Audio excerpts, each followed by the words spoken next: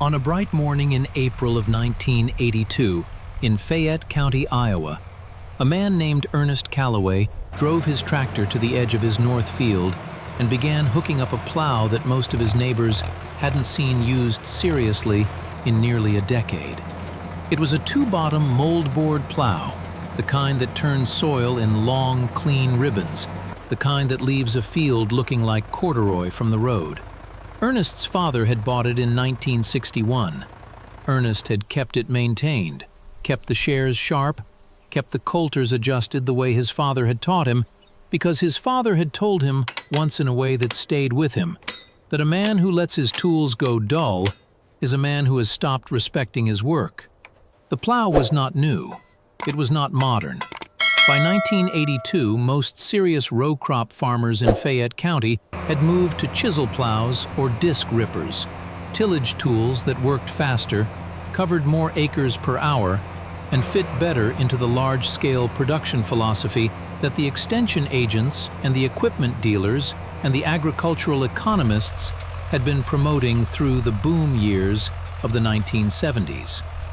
The moldboard plow was considered old-fashioned by people who used words like old-fashioned, as though they were a verdict. Ernest Calloway did not use words like old-fashioned. He used words like works and doesn't work. And by those measures, his two-bottom moldboard plow worked perfectly well. His neighbor to the west, a man named Gary Stroud, who farmed 800 acres and had recently taken delivery of a new John Deere 4640 with a six-bottom chisel plow behind it, drove past on County Road W45 that morning and slowed down when he saw Ernest in the field. Gary leaned out the window of his pickup and called across the fence. "Ernest," he said, "is that a moldboard plow?" Ernest didn't look up from what he was doing. "It is." Gary looked at the plow for a moment, then at Ernest, then back at the plow. He shook his head slowly, the way a man shakes his head at something he finds both amusing and slightly sad. Hey, Ernest. "Ernest," Gary said. "My grandfather used a plow like that. You planning to plant with a horse next?" A couple of men in Gary's truck laughed. Gary laughed too, not meanly exactly, but with the comfortable confidence of a man who has recently spent $67,000 on a new tractor and feels that this fact alone constitutes an argument he doesn't need to articulate more specifically. Ernest straightened up and looked at Gary across the fence line. He said, "Does your chisel plow bury the residue?" Gary blinked. "What?" "Does it bury the residue?" Ernest repeated. "The corn stalks from last fall. Does your chisel plow put them under the soil, or does it leave them on top?" "It leaves them on top, mostly," Gary said, a little slower now, sensing that the conversation had moved somewhere he hadn't anticipated. "That's the point. Residue management. Reduces erosion." Ernest nodded. Then he said, "My field drains better when the residue is incorporated. My soil warms faster in spring when there's no mat of old stalks on top. And my fuel cost per acre with this two-bottom is about a third of what you're spending with that six-bottom chisel on that big tractor." Gary looked at him for a moment. Then he said, "Ernest, you're covering what, 8 acres a day with that setup?" "I'm covering 40. Ernest said, "I've got 160 acres. 8 acres a day is 20 days of tillage. I have 20 days before I need to plant. I'm not in a hurry to cover ground I don't have." Gary drove away. At the cafe in West Union that evening, he told the story the way men tell stories at cafe counters, with the details arranged to make the telling entertaining rather than accurate. He said Ernest Calloway was out there with a plow from the Eisenhower administration and talking about soil temperature like it was 1955. The men at the counter laughed. The waitress refilled coffee. The story made the rounds. Ernest Calloway was not at the cafe. He was home doing what he did most evenings, reading, not farming magazines, though he read those too, but books. Soil science textbooks he'd ordered from the University of Iowa library system. extension bulletins that most farmers received and filed without reading. A publication from the Rodale Institute in Pennsylvania that somebody had sent him in 1979 and that he'd read 4 times since then, each time finding something he'd missed the time before. Let me tell you about Ernest Calloway, because you need to understand who he was before you can understand what he built and why it mattered when everything around it started falling apart. Ernest was 44 years old in 1982. He'd grown up on his family's 160 acres in Fayette County, the son of a man named Howard Calloway, who had farmed the same ground since 1948 and who had strong opinions about debt, about simplicity, and about the relationship between a farmer and his soil that Ernest had absorbed so thoroughly that he could no longer always tell the difference between what his father had told him and what he'd figured out himself. Howard Calloway had never owned more than 160 acres. He'd never borrowed more than he could pay back in a single crop year. He'd never bought a piece of equipment that he didn't understand completely, that he couldn't repair himself with the tools in his shop, that he couldn't justify in terms of what it actually produced relative to what it actually cost. He was suspicious of complexity, the way some men are suspicious of strangers, not hostile exactly, but watchful, unwilling to extend trust until trust had been earned through demonstrated reliability. Ernest had inherited both the farm and the philosophy when Howard died in 1976. He'd been farming on his own since then, 160 acres of corn and oats in rotation, a small beef herd that grazed the pasture ground along the creek, a garden that Ruth Calloway kept so well supplied that they rarely bought vegetables between May and November. They had one truck, 11 years old. They had a tractor, a 1968 International 856, that Ernest maintained with a thoroughness that made it run better in 1982 than it had when it was new. They had the 2-bottom moldboard plow, and a planter, and a cultivator, and a small grain drill, all of them older than the decade, all of them in working condition, all of them understood completely by the man who operated them. They had no debt. They had not had debt since Howard paid off the original farm mortgage in 1963 and told Ernest about it with a simplicity that Ernest had come to understand over the years was the clearest expression of his father's values he had ever witnessed. Howard had said, "We own this now. Nobody can take it. That's all I ever wanted." Ernest wanted the same thing. He'd structured his entire farming operation around that single priority. Everything he spent, every decision he made, every piece of equipment he bought or didn't buy, was evaluated first against the question of whether it moved him toward or away from that state of complete ownership, complete freedom from obligation to anyone outside his own fence lines. In 1982, that meant he was farming 160 acres with a 2-bottom moldboard plow, while his neighbors were running 6- and 8-bottom chisel plows behind tractors that cost more than most houses in Fayette County. It meant his fuel bill for tillage was a fraction of theirs. It meant his equipment payments were zero. It meant that when the agricultural economy of the early 1980s began its long, damaging contraction, Ernest Calloway's operation had almost no fixed costs to worry about. Before we go further, I want to say something to you directly. If you've ever been the person in the room who does things the old way, while everyone around you is convinced that newer and bigger and faster is always better, this story is for you. The men who laughed at Ernest's plow in 1982 were not stupid men. They were men who had been told a story about progress and had believed it, the way most of us believe the stories we're told by people who seem to know what they're talking about. Stay with me. Subscribe if you haven't. This is exactly the kind of farming story that deserves your full attention, because the lesson inside it is not really about plows. The year 1982 was the beginning of something in American agriculture that nobody who was living through it fully understood yet.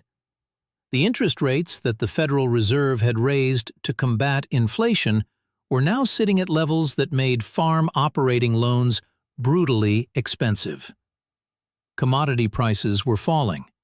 Land values, which had climbed so dramatically through the 1970s that farmers had borrowed against them as though they were a savings account that only ever went up, were beginning to soften in ways that made bankers nervous and farmers sleepless. Gary Stroud, who had laughed at Ernest's moldboard plow from the window of his pickup truck in April of 1982, had $340,000 in outstanding loans against his 800-acre operation. He had a new tractor, a new chisel plow, a new combine, new grain bins he'd put up in 1980 to take advantage of what everyone said would be continued strong prices. His operating costs per acre were among the highest in Fayette County because large-scale production with modern equipment requires fuel and chemicals and seed and maintenance at a scale that only makes sense when prices are strong. Prices were not strong. By the fall of 1982, corn was trading at prices that Gary Stroud's operating cost structure could not survive without the land values holding up his collateral. By 1983, the land values were falling in a way that made everyone uncomfortable. By 1984, Gary was having conversations with his banker that he would not have chosen to have. Ernest Calloway was not having those conversations. His operating cost per acre in 1982, by his own careful accounting, which he kept in a ledger his father had started in 1948, and which Ernest had continued in the same format for consistency, was $47. The county average that year, as reported by the Iowa State Extension Service, was $118. Ernest's cost was less than half the county average, and the difference was entirely structural. It was the result of 20 years of his father making decisions and 15 years of Ernest making decisions that prioritized simplicity and low overhead over speed and scale. He was not producing as much per acre as his neighbors. His yields were respectable but not exceptional. But his cost of production was so low that he could be profitable at prices that were destroying operations with higher overheads. And when diesel fuel prices, which had already risen significantly through the early 1980s, continued their upward pressure through 1983 and into 1984, the gap between Ernest's operation and his neighbors widened further with every dollar per gallon increase. Let me tell you about the fuel question specifically, because it's the part of this story that people who weren't farming in the early 1980s don't fully appreciate. A 6-bottom chisel plow behind a 200-horsepower tractor covering 40 acres a day burns fuel at a rate that was manageable when diesel was 60 cents a gallon, but becomes a serious cost pressure when diesel climbs toward $1 and beyond. Gary Stroud's tillage operation for his 800 acres in 1984 cost him roughly $18 per acre in fuel alone. Ernest Calloway's tillage operation for his 160 acres cost him $4.20 per acre in fuel, because a 2-bottom moldboard plow behind a 100-horsepower tractor working at the pace that Ernest worked required dramatically less fuel per acre than the high-speed, high-horsepower system Gary was running. The math was not complicated. It was just the kind of math that's invisible when fuel is cheap and everyone is making money, and the extension agents are talking about economies of scale, and the equipment dealers are showing you how a bigger tractor pays for itself in reduced labor time. The math becomes visible when fuel costs double and commodity prices fall, and the loan payments don't change because they were fixed when everything seemed fine. In the spring of 1984, Gary Stroud told Ernest at the feed store in West Union that he was thinking about cutting back, renting out some of his acres rather than farming them himself, maybe selling the new combine and contracting his harvest. His voice had a quality that Ernest recognized, the voice of a man doing arithmetic in his head at all times, comparing numbers that don't add up to each other, looking for the combination that makes the month work. Ernest didn't say anything about the plow. He didn't say he'd told Gary so because he hadn't told Gary anything. He'd just answered a question about residue management from across a fence line 2 years earlier and gone back to his work. He asked Gary what he needed and whether there was anything Ernest could do to help. Gary said he'd let him know. He didn't ask for help. Men who had been the biggest operation in the county for 15 years don't ask for help easily. By 1985, Gary Stroud had rented out 300 acres of his 800 to a young farmer from the next county who needed ground and was willing to pay cash rent. By 1986, he had sold the new John Deere 4640 and was farming his remaining 500 acres with a tractor that was 8 years old and cost him nothing in payments. By 1987, his banker had required him to sell 2 parcels totaling 160 acres to reduce the loan balance to a level the collateral could support. Gary was still farming, but he was farming 340 acres instead of 800, with equipment he could afford instead of equipment that impressed people, and the gap between where he'd been and where he was had cost him more than the monetary difference suggested. Ernest noticed all of this from across the fence line, and from the cafe counter, and from the feed store conversations that small counties have instead of newspapers. He didn't talk about it. He didn't draw lessons from it publicly. He just kept farming his 160 acres with his 2-bottom plow and his 1968 International and his ledger that showed costs that kept him profitable even in the years when profitable was not a word most Fayette County farmers were using. He did do one thing differently in 1984 that nobody paid much attention to at the time. He started cover cropping, not the sophisticated multi-species cover cropping that soil health advocates talk about today, but a simple oats and clover mix that he broadcast into his corn stubble in late summer and that established a living cover on his fields through the fall and winter. His father had done something similar in the 1950s and had stopped when herbicides made clean tillage easier. Ernest had been reading about soil organic matter and water infiltration and had decided to try bringing it back. The cover crop cost him about $8 an acre in seed. It returned over the following years a reduction in his commercial fertilizer needs that more than offset the seed cost, because the clover fixed nitrogen and the organic matter buildup from the decomposing cover crop residue improved his soil's nutrient holding capacity in ways that showed up gradually in his yield data and more dramatically in his input costs. By 1986, Ernest Calloway was spending $31 per acre on fertilizer and chemicals. The county average was $64.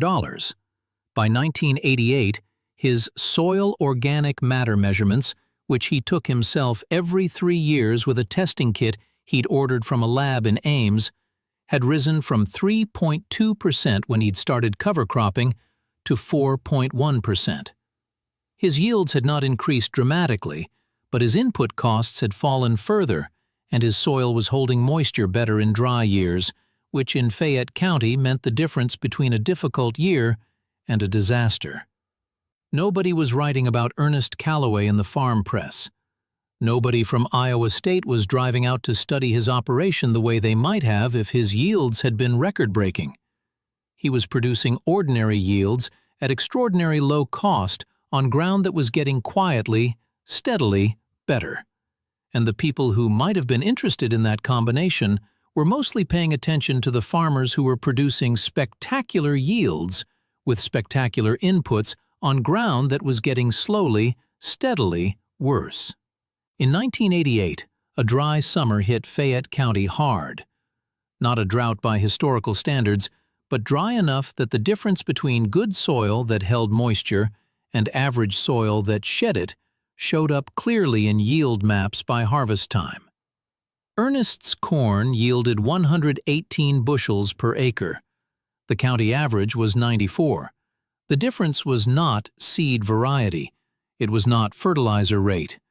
It was 4 years of cover cropping and organic matter building that had given his soil a water-holding capacity that his neighbor's ground no longer had. Gary Stroud, who was now farming 340 acres with more modest equipment and more modest debt, drove past Ernest's field during the dry August of 1988 and stopped his truck at the fence line. He got out and looked at Ernest's corn, which was standing straight and green in the heat, while the fields visible from where he stood in other directions showed the gray-green of stress and the rolled leaves of plants that didn't have enough water to keep their cooling systems working. He stood there for a few minutes. Then he drove to Ernest's house and knocked on the door. Ernest came out and they stood in the yard. Gary looked at the fields visible from where they stood, and then at Ernest directly. He said, "What are you doing different?" Ernest told him, "Cover crops, organic matter, the moldboard plow that incorporates residue and improves drainage, the lower input rates that had become possible as the soil biology improved." He explained it the way his father had explained things to him, simply, without condescension, as though the information belonged to anyone who wanted it. Gary listened. He asked questions, good questions, the kind that come from a man who is actually trying to understand something rather than waiting for a pause to say what he already thinks. When Ernest was done talking, Gary was quiet for a moment. Then he said, "I spent 15 years doing everything the dealers and the extension agents told me to do. Bigger equipment, more inputs, higher yields, scale up." He looked at his hands. "And I lost half my farm." Ernest said, "The extension agents weren't wrong about yields. They were wrong about costs. Those are two different problems and they're easy to mix up when prices are good." Gary looked at him. "I laughed at your plow," he said. Ernest said, "I know." "I was wrong," Gary said. Ernest said, "You were working with what you knew. We all do that." They stood in the yard for a while without saying much. Then Gary asked if Ernest would be willing to walk his remaining fields with him sometime and tell him what he saw. Ernest said he would. They agreed on a Saturday 2 weeks out.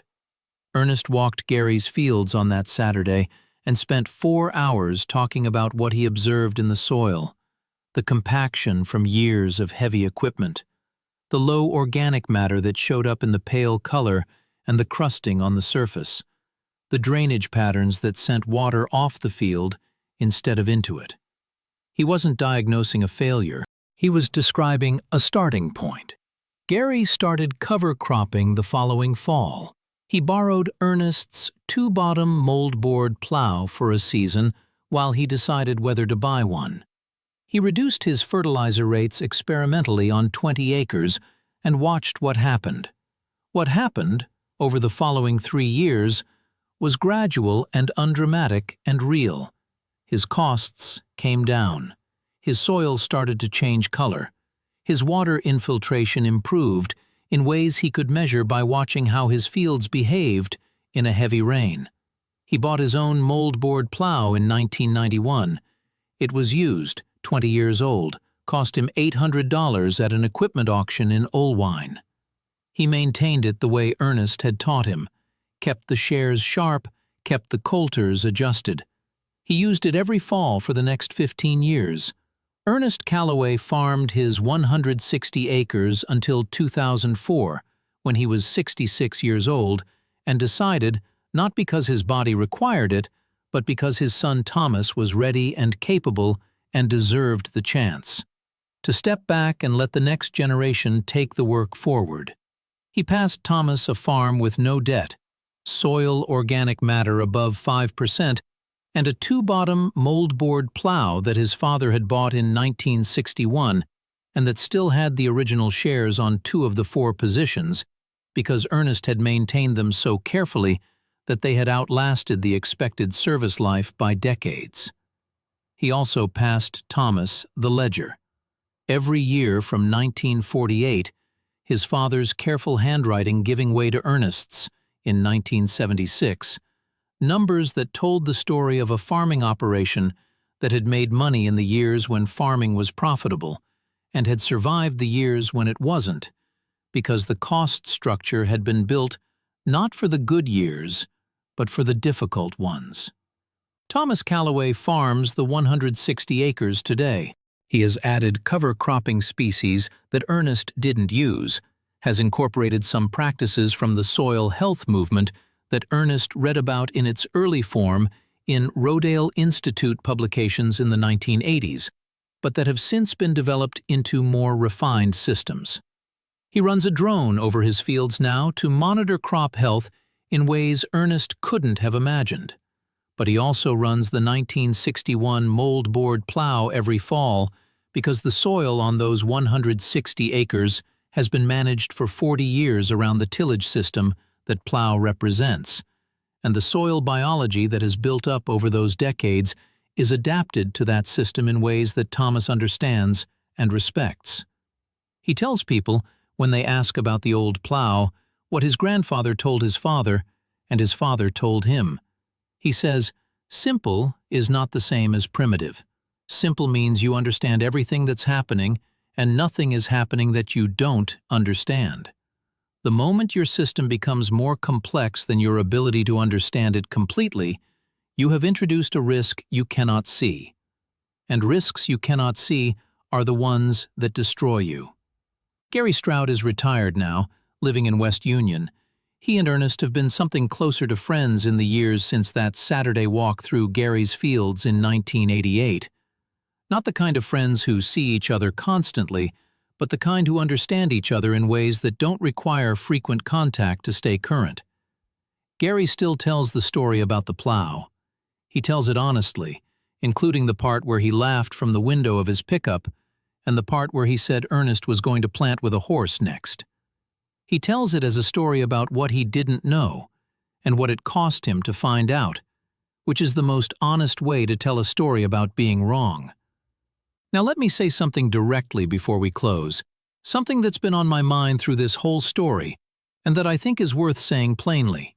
We live in an era that is deeply in love with complexity, with systems that require experts to explain, with technology that does things we don't fully understand, with supply chains and input dependencies and financial structures that work beautifully when every component functions as expected, and collapse in ways that are very difficult to manage when something goes wrong. Farming has followed this trend as enthusiastically as any other industry, and there are real benefits to modern agricultural technology that are not to be dismissed. But Ernest Calloway's farming operation in 1982 had something that no amount of modern technology can replicate, and that is the resilience that comes from simplicity. When diesel prices doubled, his cost went up by $4 an acre.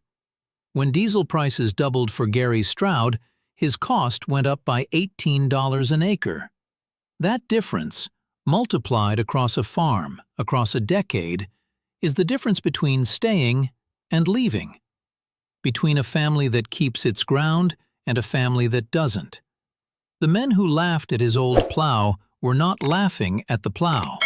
They were laughing at the idea that simple could be enough, that you didn't need to be bigger, faster, more capitalized to be successful, that a man farming 160 acres with a 1961 plow and a 1968 tractor and no debt could outlast an 800-acre operation running the newest equipment available. But he did, and the plow is still in the shed, and the ledger is still being kept. If this story meant something to you today, drop one word in the comments that describes Ernest Calloway. Just one word. I read every single comment, and they matter more than you know. Share this with someone who's been told their way of doing things is too old, too simple, too slow. Sometimes simple is exactly right. Subscribe if you haven't already. These are the farming stories that deserve to be told, and I want you here for every one of them.